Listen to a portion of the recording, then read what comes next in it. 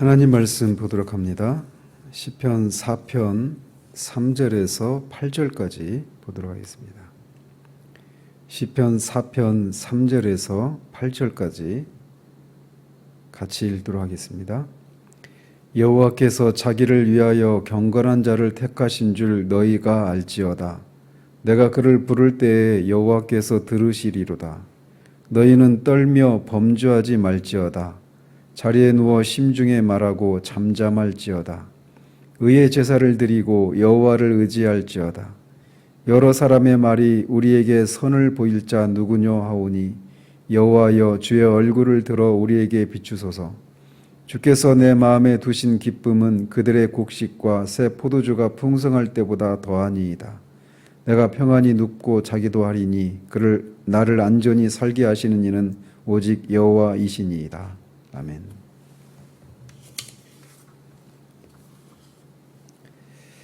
어제는 1절과 2절을 살폈습니다. 이 시편은 압살롬에게 쫓기고 있는 다윗이 그 와중에 쓴 시이고 기도라고 말씀드렸습니다. 따라서 그는 자신이 과거에 지은 죄에 대한 징계로 인해서 이 상황에 처해 있는데도 하나님께서 자신을 정확하게 판단해서 자기의 결백을 드러내 주시기를 기도하고 있습니다. 그는 자신의 기도를 들으시는 하나님이 의로우신 분이셔서 과거에 용서해 주신 죄를 기억하지 않으시는 분이시라는 분명한 지식과 또 과거에 하나님께서 자신에게 베푸신 은혜의 근거에서 기도하고 있습니다. 3절에서 5절까지를 보면 시인은 일반 애가에서처럼 자신의 원수에 대해서 푸념하거나 불평하고 있는 모습을 보이지 않고 오히려 그들에게 경고하고 또는 조롱하면서 그들의 행동을 바꾸도록 권면하는 그런 모습을 볼 수 있습니다. 즉 그들로 하여금 그들이 지금 어떤 행동을 하고 있는지 스스로 생각하도록 만들고 있는 거예요. 이런 현상은 애가에서 흔히 볼 수 없는 그런 모습입니다. 시인이 이렇게 자신이 아직도 공공한 그런 상황임에도 불구하고 대적들을 향해서 이렇게 그들을 염려하고 경고하고 또는 조롱과 또는 그들을 권면하고 있는 이런 모습은 시인이 애통하는 것에서 주님을 신뢰하는 것으로 이미 넘어갔기 때문에 생겨난 변화라고 할 수 있습니다. 그런 주님을 굳게 믿었기 때문에 자기 대적을 향해서 변화된 태도를 가지라고 담대히 말할 수 있게 된 거죠. 그가 얼마나 담대하게 말하고 있는지 3절을 보십시오. 여호와께서 자기를 위하여 경건한 자를 택하신 줄 너희가 알지어다. 내가 그를 부를 때에 여호와께서 들으시리로다. 말씀드린 것처럼 다윗은 자신이 10여 년 전에 지었던 그 죄에 대해서 하나님이 징계의 의미로 심판을 내리시는 그런 심판 때문에 지금 이렇게 압살롬에게 쫓기고 있는 상황이에요. 그런데도 그는 하나님 앞에서 자신의 신분 혹은 관계에 대해서 깊은 확신을 가지고 있습니다. 다윗은 여전히 자신이 하나님 앞에 경건한 자이고 하나님으로부터 특별한 선택을 받은 사람이라고 하는 분명한 인식을 가지고 있습니다. 그래서 자신을 대적하는 자들을 향해서 자신이 여전히 하나님의 택함을 받은 경건한 자임을 알라라고 권면을 하는 거예요. 하나님께서 택하신 자를 대적하는 것은 결국은 그를 그 자리에 세우신 그를 택하신 하나님을 대적하는 것이고 따라서 그들이 자신을 그렇게 대적하는 것은 결국은 하나님을 대적하는 것이기 때문에 큰 죄라는 것을 인식하라는 거죠. 따라서 다윗은 이미 이 시점에서 그를 대적하는 자를 염려하는 그런 갑의 위치에 있게 된 겁니다.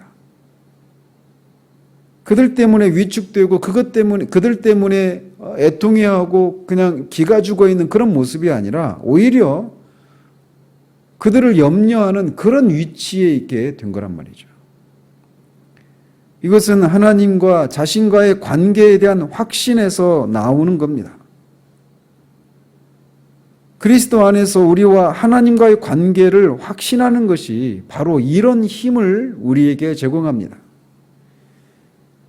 죄에 대한 회개 역시 자신과 하나님과의 관계를 생각하는 것에서 나옵니다. 나중에 우리가 시편 51편을 살피겠지만 나단 선지자로부터 자신이 지은 죄를 정확하게 지적받았을 때 그는 그 자리에서 곧장 무너집니다. 하나님이 과거에 자신에게 어떤 은혜를 베푸셨는데, 내가 어떤 하나님의 사랑을 받은 사람인데, 그리고 나단 선지자를 보내시면서까지 자신의 죄를 책망하고 그 죄에 삼켜지도록 내버려 두시지 않으시는 하나님의 그 사랑을 그 순간 직감적으로 확신하게 되면서 그의 마음이 무너지는 겁니다. 그 죄를 지은 지 1년이 지나 넘도록 그렇게 무딩 상태 가운데 있었던 다윗이 나단 선지자를 보내시는 하나님의 징계를 통한 하나님의 사랑을 확신하는 것에서 그의 마음이 무너지는 거죠. 하나님과의 관계, 하나님이 여전히 자신을 사랑하신다라고 하는 그것을 확신하는 것에서 죄에 대한 회개가 터져 나오는 겁니다. 진정한 회개는 그거예요. 뿐만 아니라 이렇게 지금 자신의 죄를 인해서 하나님이 징계를 내리시고 있는 그런 상황 속에서도 다윗은 그럼에도 불구하고 여전히 나는 하나님의 앞에서 경건한 자이고 하나님이 택하신 자라고 하는 그런 확신을 가지고 있는 겁니다. 하나님이 여전히 거기 계시고 나를 사랑하신다라고 하는 이 확신이 이렇게 자신의 죄를 인해서 심판을 받고 있는 그런 상황 가운데서도 대적들을 향해서 이제 그 대적들의 위세에 눌려서 위축되어 있는 것이 아니라 오히려 그들을 염려하는, 경고하는 그런 갑의 위치에 오르게 된 거예요. 더 나아가 그는 4절에서 그들에게 이렇게까지 이야기합니다. 너희는 떨며 범죄하지 말지어다. 자리에 누워 심중에 말하고 잠잠할지어다 라고 말이죠. 그런 일종의 그들을 향해서 경고와 함께 조롱을 하고 있는 겁니다. 너희들이 이렇게 나를 대적하고 압살롬에게 붙어서 나를 향해 이런저런 말들을 쏟아내는데 그런 말들은 너희들이 잠자리에 있을 때나 속으로 해라. 이렇게 조롱하는 거예요. 너희들이 하나님이 택하신 나를 대적하는 그것은 하나님을 대적하는 일이니까 그것은 두려운 일이고 아주 무서운 일이니 그 죄를 짓지 말라고 권면을 하고 있는 겁니다. 그러면서 5절에서는 의의 제사를 드리고 여호와를 의지할지어다 라고 말합니다. 여기서 말하는 의의 제사는 1절의 의의 하나님과 분명히 관계가 있는 말입니다. 그런 의미에서 볼 때 의의 제사는 단순히 그냥 의식적으로 제사를 드리는 이런 제사가 아니라 영적인 의미에서 여호와께로 말미암은 의를 인정하고 그동안 의로운 왕을 대적한 데 대한 회개하는 마음에서 우러나오는 진정한 제사를 드리라 이런 의미일 겁니다. 4절에서는 단지 대적자들의 분한 마음을 누그러뜨리기 위한 경고라면 이 5절은 한 걸음 더 나아가서 그들의 마음속에 자리 잡은 악을 제거하기 위한 다윗의 권면이라고 할 수 있습니다. 다윗은 대적들이 자신을 대적하고 결국은 자신을 그 자리에 앉게 하신 하나님을 대적하는 이 무서운 죄를 짓는 원인이 그들이 여호와와의 관계가 끊어진 것에 기인한다라고 판단을 하고 그들에게 여호와를 의지하라고 권면을 하고 있는 거예요. 애통으로 시작한 다윗이 이렇게 하나님에 대한 지식과 죄에도 불구하고 하나님에 대한 지식과 또 죄에도 불구하고 그 하나님과 자신과의 관계가 변함없다라고 하는 사실을 믿는 것에서 이렇게 자신을 대적하는 자들을 염려하고 경고하고 권면하는 그런 데까지 나아가고 있는 겁니다. 그는 이미 자신을 대적하는 자들을 인해서 마음이 상하고 슬퍼하고 애통하는 그런 단계를 이미 지나간 거예요. 그들의 어떤 위세에 눌려서 그런 반응을 보이는 것을 넘어서서 오히려 그들을 염려하는 겁니다. 너희들이 나를 이렇게 대적하는 건 하나님을 대적하는 건데 그 무서운 죄를 너희들이 어떻게 감당하려고 하느냐라고 하면서 더 나아가서 그들이 하나님과의 관계를 회복할 것을 권면하는 데까지 나아갑니다. 요즘 코로나 바이러스로 인해서 우리가 모여서 예배를 못 드리고 있는 그런 상황이에요. 아마 직장에 다니시는 분들은 분명히 이런 상황 때문에 주일마다 교회에 가서 예배 드리고 하는 이런 것들, 또는 여러분이 이 시국에 그리스도인이라고 하는 이 사실들이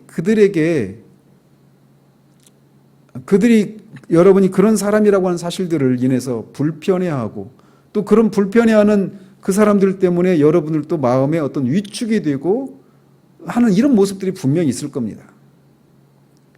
그런데 그들의 위세에 위축이 되는 것과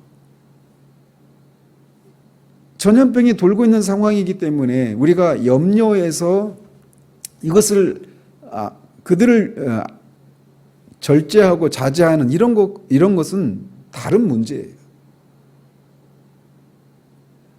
그들이 그냥 단순한 차원에서 염려하는 이런 것이 아니라 결국은 하나님을 향해서 대적하는 마음에서 하는 그런 행동들에 우리가 위축이 되어서는 안 됩니다.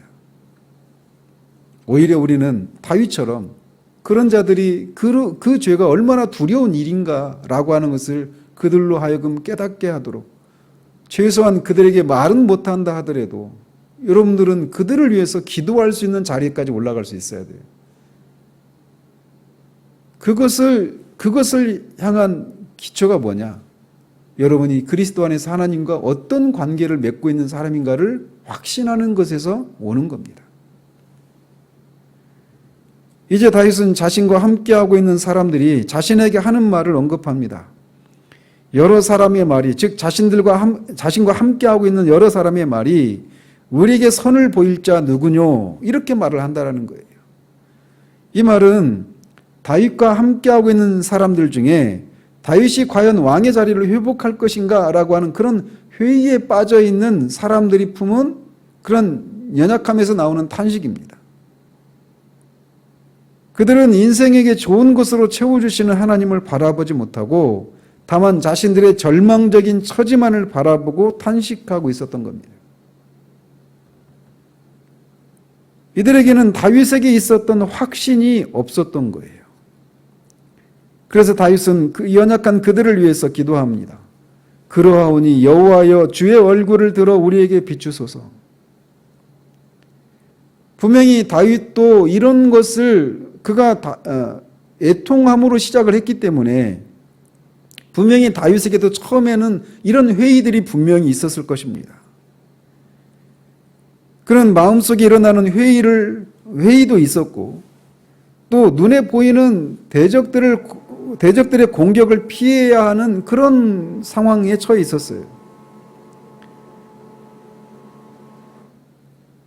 그러나 그는 이런 회의와 의심을 물리쳤습니다. 그러면서 그는 하나님의 얼굴을 자신에게 비추기만 하면 모든 문제는 더 이상 문제거리가 아니게 된다라고 하는 것을 알고 자신들에게 여호와의 얼굴을 비춰주시기를 구하고 있는 겁니다. 다윗은 그렇게 하나님의 얼굴을 구하고 바라볼 때 하나님께서 그의 마음에 기쁨과 확신을 주셨다라고 말합니다. 주께서 내 마음에 두신 기쁨은 그들의 곡식과 포도주가 풍성할 때보다 더하니이다. 다윗과 함께한 사람들 중에는 다윗의 처한 상황에서 벗어날 것인가에 대한 회의적이었던 사람들이 우리에게 선을 보일 자 누구뇨라고 그렇게 탄식이 섞인 그런 회의를 드러냈습니다. 그런데 다윗은 자신에게는 하나님께 주신 선, 좋은 것이 있다라고 말을 합니다. 그리고 그것은 기쁨이라고 말을 합니다. 이 기쁨은 그의 마음속 깊은 곳까지 영향을 끼치는 기쁨이었습니다. 이 기쁨은 이절에 있는 사람의 아들들이 권세자에게 아부함으로써 누리는 그런 물질적인 풍요로움이나 권세보다 더 영광스럽고 좋은 기쁨이었습니다. 이 기쁨이 그런 것들보다 더 좋은 이유는 그 기쁨을 아무도 빼앗아 갈 수 없는 안전한 것이고 세상의 그 어떤 것으로도 그 기쁨을 대체할 수 있는 것이 없기 때문에 그렇습니다. 그 기쁨은 오직 하나님만이 주시는 기쁨입니다. 하나님께서 나를 사랑하신다라고 하는 것을 확신하는 데서 오는 이 기쁨과 비교할 수 있는 것이 어디에 있겠습니까? 심지어 죄를 지어서 그것에 대한 징계를 받고 있는 상황 가운데서도 그럼에도 불구하고 하나님이 거기 계시고 나를 여전히 사랑하신다라고 하는 것을 확신하는 데서 오는 그 기쁨을 대체할 수 있는 것이 이 세상에 무엇이 있느냐 말이죠. 빌립보서의 주제가 바로 이거예요. 이 기쁨을 누릴 것을 사도가 바라고 있는 겁니다. 이 기쁨이 우리로 하여금 결코 연약한 자들로 이 땅을 살아가지 않도록 만들어줍니다. 이 기쁨이 우리를 겉으로 보면 우리에게 상대적으로 갑에 위치해 있는 사람들의 그 위세에 눌려서 위축된 모습으로 살아가지 않도록 만드는 힘이 바로 여기에서 나오는 거예요. 우리 그리스도인들이 이 땅에서 그리스도인의 삶을 살 수 있는 원동력이 바로 우리 영혼의 그 깊은 곳에서부터 우러나오는 기쁨과 평안입니다. 그것을 뺏어갈 수 있는 자가 아무도 없습니다. 그것을 대체할 수 있는 것도 없어요. 세상이 악한 자 안에 있고 우리 안에 여전히 그 악한 자와 내통하려는 제5열인 죄가 남아있기 때문에 우리는 이 땅에서 고난이 없는 삶을 기대할 수가 없습니다. 그래서 늘 눈물이 있고 염려가 있고 두려움이 있고 투쟁이 있는 겁니다. 그럼에도 우리가 이 땅에서 그런 것이 있음에도 불구하고 여전히 그리스도인의 삶을 살 수 있는 것은 우리 마음 깊은 곳에 있는 하나님과의 관계, 특별히 하나님이 나를 여전히 사랑하신다라고 하는, 하나님이 여전히 거기 계시다라고 하는 그 확신에서 오는 기쁨 때문에 가능한 것입니다. 따라서 하나님과의 관계를 확신하는 것에서 오는 기쁨을 우리는 늘 누릴 수 있어야 돼요. 특별히 다윗이 자신이 징계를 받는 상황에서도 여전히 거기 계신 하나님을 인해서 이런 기쁨을 누리는 것을 우리가 기억해야 됩니다. 무엇으로도 그리스도 안에 나타난 하나님의 사랑에서 우리를 끊을 수 있는 것이 없습니다. 그것이 죄라 하더라도 말이죠. 그는 이 기쁨을 인해서 내가 평안히 눕고 자기도 하리니 나를 안전히 살게 하시는 이는 오직 여호와이시니이다 라고 말하며 끝을 맺습니다. 그는 아직 대적들을 물리치고 왕위에 복귀한 상황이 아닙니다. 그것은 그가 3절에서 5절까지 해서 그를 여전히 대적하고 있는 자들을 향해서 경고하고 조롱하고 권면하고 있는 상황이에요. 아직 상황이 안 끝났으니까 그런 얘기를 하는 거죠. 그리고 6절에서는 자신과 함께하고 있는 사람들 안에서도 누가 우리에게 선한 것을 보이겠느냐라고 말하면서 여전히 회의에 빠져 있어요. 즉 상황이 아직 끝나지 않고 여전히 전쟁 중이란 말이죠. 여전히 염려할 것이 있고 두려워할 것이 있는 상황인데 그는 평안히 눕고 잔다라고 말합니다. 마치 내일이면 끌려나가서 죽을 처지에 있는 베드로가 그 밤에 깊이 잠들어 있는 것처럼 고난 가운데서도 평안히 꿀잠을 자고 있습니다. 그것은 하나님이 그에게 주신 기쁨 때문에 그랬던 겁니다. 그의 기도는 이미 응답이 된 거예요. 상황이 끝난 다음에 그것을 통해 기도의 응답을 확인하는 것이 아니라 상황이 여전히 잠을 잘 수 없는 불멸의 밤을 새워야만 하는 그런 상황임에도 불구하고 꿀잠을 자는 것을 통해 이미 그는 기도의 응답을 받은 거죠. 그래서 그런 위치에 있게 된 겁니다. 대적의 무서운 공격 앞에서 평안히 누워 잘 수 있었던 것은 오직 하나님의 도우시는 은총 때문이었다라고 하는 것을 고백하고 있습니다. 특별히 그가 나를 안전히 살게 하시는 이는 오직 여호와이시니다 라고 하는 그 오직이라고 하는 말을 우리가 기억해야 합니다. 오직 하나님만이, 오직 다윗의 하나님만이 우리가 처한 여러 가지 어려움에서 건져낼 수 있는 유일하신 분이십니다. 오직 하나님만이 우리가 어떤 형편 가운데 있든지, 심지어 우리가 죄를 지어 하나님의 마음을 슬프게 하는 그런 상황 가운데 있더라도 오직 그분만이 그리스도 안에서 맺어진 하나님과 우리 사이의 그 관계를 끊어내지 않는, 우리를 향한 하나님의 계획을 포기하시지 않는, 오래 참으시는, 언제나 거기 계시는 신실하신 하나님이십니다. 그런 이 아침에 우리가 어떤 형편 가운데 있든지 언제나 거기 계신 하나님, 그 하나님이 여전히 나를 그리스도 안에서 사랑하신다라고 하는 그 확신 가운데 여러분이 처한 상황을 하나님 앞에 아뢰시고 다윗이 누렸던 그 내밀한 기쁨을 기도 가운데 맛보시는 여러분이 되시기를 우리 주님의 이름으로 축원드립니다. 기도하겠습니다. 하나님 아버지, 이 아침에 다윗이 처한 상황을 우리가 살펴보았습니다. 하나님 앞에 죄를 지은 것에 대한 징계 차원에서 그렇게 곤고한 상황 가운데 있는데도 그는 여전히 하나님 앞에 택하심을 받은 자라고 하는 분명한 확신을 가지고 있습니다. 하나님은 이미 지은 죄를 회개한 그 죄에 대해서 하나님은 다시 장구책을 꺼내서 그것을 들추면서 그와 맺은 그 관계를 끊어내시는 하나님이 아니신 것을 그가 확신하고 있기에 대적들이 자신을 치려고 하는 그런 상황 가운데서도 그들의 위세에 눌려서 위축되고 애통해하고만 있지 않고 오히려 그들을 염려하는 위치에 서 있는 것을 봅니다.